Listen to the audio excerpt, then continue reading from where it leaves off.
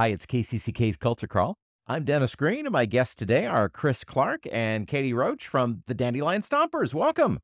Thanks Thank you. for having us. The Dandelion Stompers that you hear often and now even more often on KCCK because you all have released your first ever album. That's right. We did it. So been out a couple of weeks, been playing it a lot on KCCK, and you have kind of the official release party coming up, yes? Yes.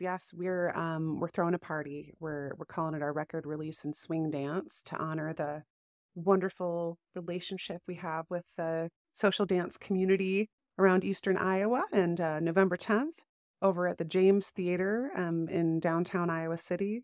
For folks that knew the original location of Riverside Theater before they moved to their new location, that's where the James is located. And we're going to be kicking things off at 7:30 that night. Yeah, it's going to be a lot of fun. Tell me how the process of getting the album together came about. So we've been planning it for a few years now. And we were actually able to get a grant from the Iowa Arts Council. You can talk a little bit more about that. Mhm. And then we had to cancel a couple of times for COVID and another time for, I think, COVID again. So we had about 3 swings to get actually in the studio. And we finally got in the studio March 31st of last spring. So, And that day, for those that experienced the not nice part of that day, was the day that a bunch of tornadoes hit the area. So we were watching the weather in advance of our date, and we thought we've already had to reschedule multiple times because of COVID. And now they're saying everyone's going to have to hunker down starting at 3 p.m. that day. And so everybody got to the studio in time. We got set up. We got rolling, and everybody jumped in their cars and, beat the Twisters home.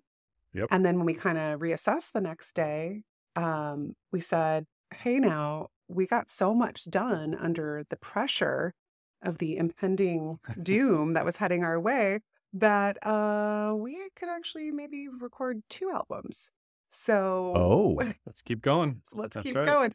going. Numb lips, sore hands, and my Yeah. voice held up okay, but later we did put 2 albums in the can. 2 albums in 2 days. That was the limit. I would say that's probably the limit. Mm-hmm. That's as much as we're going to want to do. But yeah, we were really pleased with how it turned out. And yeah. Well, of course, the Dandelion Stompers, play vintage jazz, and that was fairly common back in those days. You go into the studio and you'd record and record and record because you didn't know if you were ever going to get a studio again because there weren't that many of them. That's Yeah, right. there was only so many tin cans to sing into. Yeah. 2 or 3 takes, we had our tunes down. So yeah. Yeah. And mostly recorded live as well. We did, a lot of times you'll do scratch vocals, but not all of our vocals were scratch either. We had Katie sequestered in the booth Mhm. and everybody else in a big room together. And yeah, most things were taken live.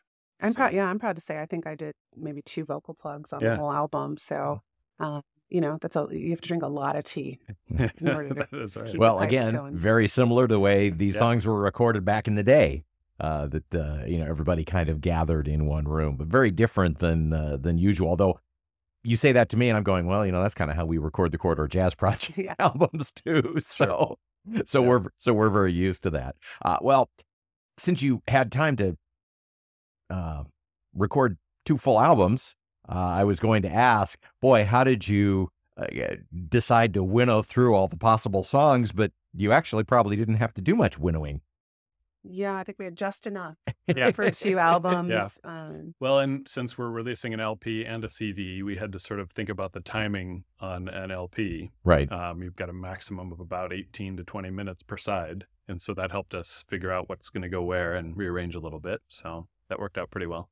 Yeah, and we I'm the lead vocalist of the band, but Chris and Brandy and Katie and Mark all step up to sing tunes too, and we wanted a nice little, mix of other people's vocals on across the albums too. So, Were there any songs that you learned that were new for this project?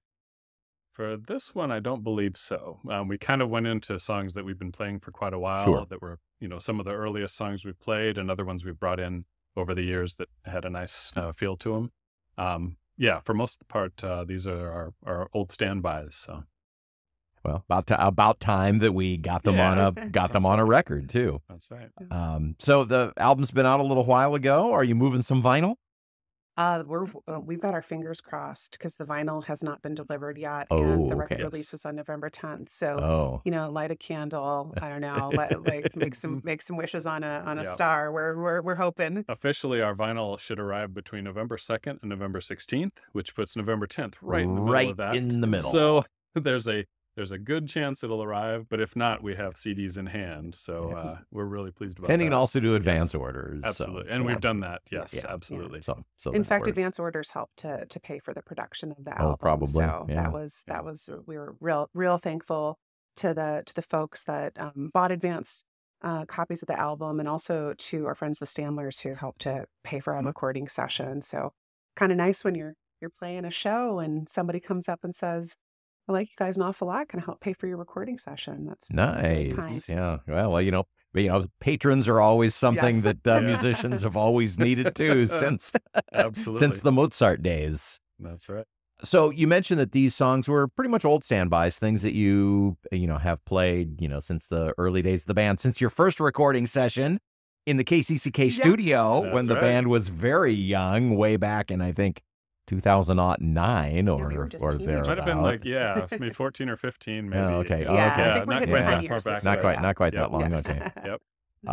But so was there anything that changed or that was different about the experience of doing some of these songs in the studio environment? Well, I think one of the things is, sometimes with some of the live songs, I'm singing some lyrics that have come from some modern lyrics for these vintage tunes. And for the album, I had to make some choices about what actually went into the can for us. And so I really tried to honor some of the early lyric in some cases. And in other cases, there's tradition of, the lyricist or the singer writing some new jokes into songs. I wrote a couple new jokes for the songs and had some fun with that. And I think the one that I took the most liberty with was Shake That Thing, where I really, there's a million lyrics to that song. And there's a couple things that I've just kind of spontaneously said on stage over the years that got some good laughs. And so I decided, all right, I'm going to take the best of those and apply all of it to that one as though it was one giant stroke of brilliance and not something that had accumulated over 10 years. So that part was really fun. Well, also when we have a few call and response songs, like I'll Be Glad When You're Dead, You Rascal You. And we had to pin down when you were going to say that versus You Dirty Dog. Yes, very important. Because you don't want the band yelling the wrong thing in the background of the album. We're perfectionists to that degree, I think. So. Yeah, you never want the band yelling the wrong thing. You got your take. Yeah. The other thing about, from my perspective, being in the horn section, we had, to not get sort of the red light fever, to sort of clench up when we know we're recording. We tried to keep it as loose as we could because a lot of our stuff is improvised. We're all working off of a common lead sheet, so we all know the chords and the melody. But what we're actually playing in the horn section is a lot of time improvised on the spot. And so we had to get to the point where we could relax, but not relax too much to make a weird clam in the middle of something. So that, I think, is probably the biggest challenge in recording, is trying to bring the same energy that you have in a live performance to that sterile atmosphere. Yeah. That was the intention the whole time with this album. When we talked about how we wanted to record, we sat down with Luke Tweedy from Flat Black Studio in Lone Tree, Iowa, and said, I know it's kind of a recording nightmare to put most of the people, including brass and drums, into the same room as guitar and stand-up bass. And we understand vocals. I'm going to be in my little room by myself, but we feed off of that energy. We signal each other. We show each other, where things need to go, what needs to happen. Chris has lots of subtle ways he tells us what needs to happen next. And he was able to create that environment for us. He also told us that we recorded more gigs, usable gigs, in a short amount of time than any band he'd ever worked with, and he instructed us to brag about that. So I am bragging about that right now. More usable takes than any other band around. I will tell you the secret to that. I'm going to release the secret, is to play for 10 years and then record then your record, album. yeah. Oh, yeah. It's that. Yeah. Yeah, an overnight sensation. Only took right. 10 years. And maybe have That's the right.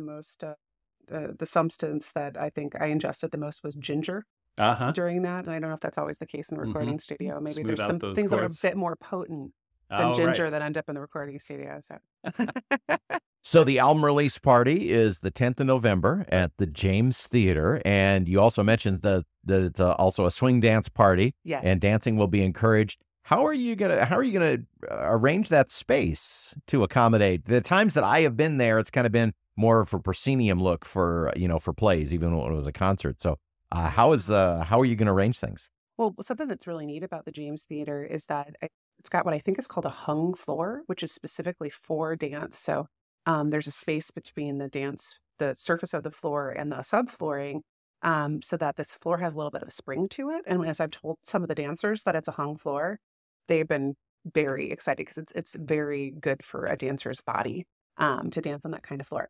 We're going to have it set up so there's a large dance floor. There's some cocktail tables, maybe some larger tables, and then also just some chairs scattered around, so that everybody can kind of have the experience that they want to have.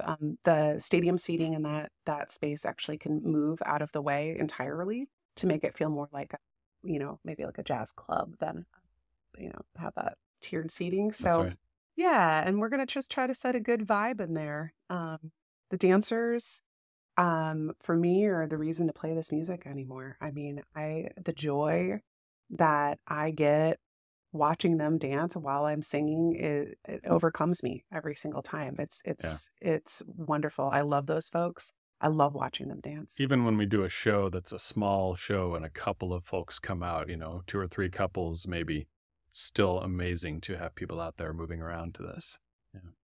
It's the Dandelion Stompers album release party and swing dance gathering coming up the 10th of November at the James Theater. Now, if people can't make it, how do they get a CD or an album? Oh, they can just reach out to us at our website, dandelionstompers.com, or find us on Facebook, reach on out.